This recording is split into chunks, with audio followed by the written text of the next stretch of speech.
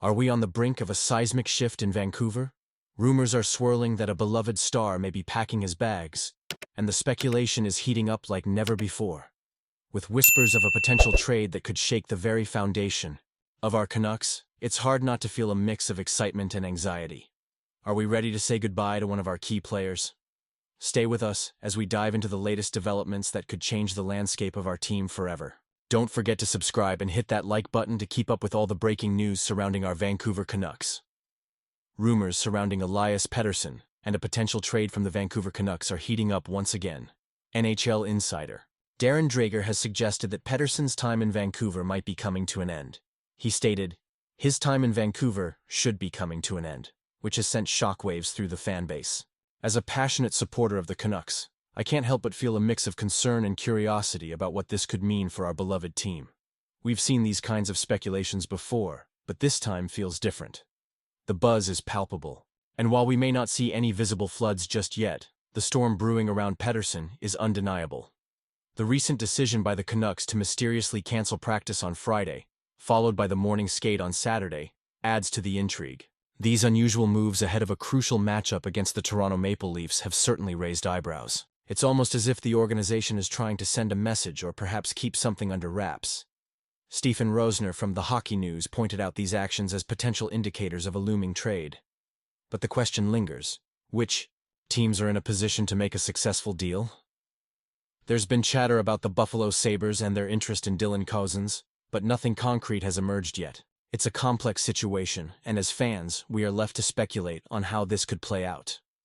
Now, let's talk about the implications of this situation. If the Canucks decide to trade Pettersson, it would mark a significant shift in the team's strategy. After already trading JT Miller to the New York Rangers, it feels like the organization is poised for another major move. But are they ready to part ways with one of their brightest stars? Pettersson has been a cornerstone of this franchise, and losing him could be a bitter pill to swallow. Honestly, I'm torn on this. On one hand, trading Pettersson could bring in valuable assets that could help shape the future of this team. On the other, he represents hope and skill, something we can't afford to lose if we want to compete in the near future. The relationship between Miller and Pettersson has been scrutinized, and it seems like the organization is ready to move on from both players.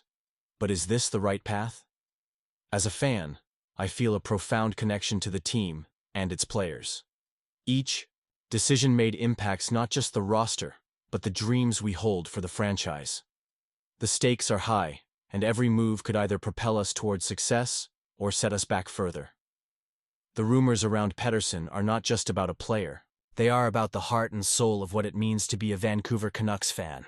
The Vancouver Canucks have made some significant moves lately, and I'm here to break down what this means for the team and for us, the fans. When they decided to trade for Marcus Pettersson, I must admit I was a bit skeptical at first. But now that he's signed a 6-year extension at just $5.5 million per season, it's hard not to feel optimistic about the decision. It seems like a smart play, especially considering how valuable he could be in the long run. Now, let's talk about the details surrounding the trade. The Canucks had the choice of trading their own first-round pick or the New York Rangers' first-round pick that they acquired in the JT Miller deal. Initially, it seemed like a hefty price to pay for a rental player, even one as talented as Pettersson. But with this extension in hand, it feels like the Canucks got a steal. Still, the question lingers. Was it the right first-round pick to trade? Looking at the standings, the Rangers are currently trailing behind the Canucks, which might suggest that their pick could be more valuable in the draft. If the draft were held today, the Rangers would be picking around 12th, while the Canucks would be sitting at 19th. That's not insignificant when you think about the potential talent available. But remember, the Canucks are on a roll right now, and if they continue this momentum, that gap could close even further. One aspect that makes this trade intriguing is the conditional nature of the Rangers' pick. If the Rangers miss the playoffs and their pick falls into the top 13, it gets pushed to 2026. For a team that's still trying to find its footing and establish a solid core, that could be a game-changer. A strong draft class in 2026 could yield some incredible prospects. So, was the decision to trade away their own pick worth it? I'm honestly torn. It's essential to consider what the Canucks were aiming for. Did they want to ensure they had at least one first-round pick for the upcoming drafts? It certainly seems that way. Holding on to their pick would give them more flexibility down the road. But the question remains, could they have secured Pettersson without giving up the Rangers pick? I have to wonder if the Penguins were willing to accept the Canucks' first-round pick instead, perhaps with a little extra sweetener thrown in. As fans, we have a vested interest in how these decisions unfold. We want to see our team succeed, and every choice made by management has the potential to impact our hopes and dreams. If the Canucks pick ends up being more valuable in the long run, will we look back and wish they had gone a different route? Or will Pettersson's contributions lead us to new heights? It's a delicate balance, and it's why we love this game. Looking at the broader picture, the Canucks are clearly trying to position themselves for success, both now and in the future. They've made moves to solidify their defense with Pettersson, and have shown a willingness to be aggressive in the market. But as we all know, every trade comes with its risks. If the Rangers end up with a high pick in 2026, this trade could look very different in hindsight. I want to hear from you.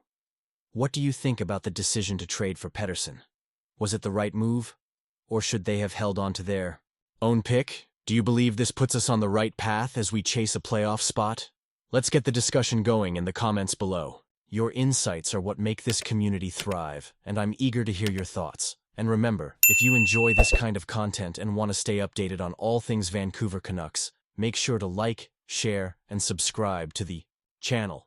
Don't forget to activate the notification bell to get all the latest updates. Let's keep the conversation alive as we follow our Canucks on this exciting journey.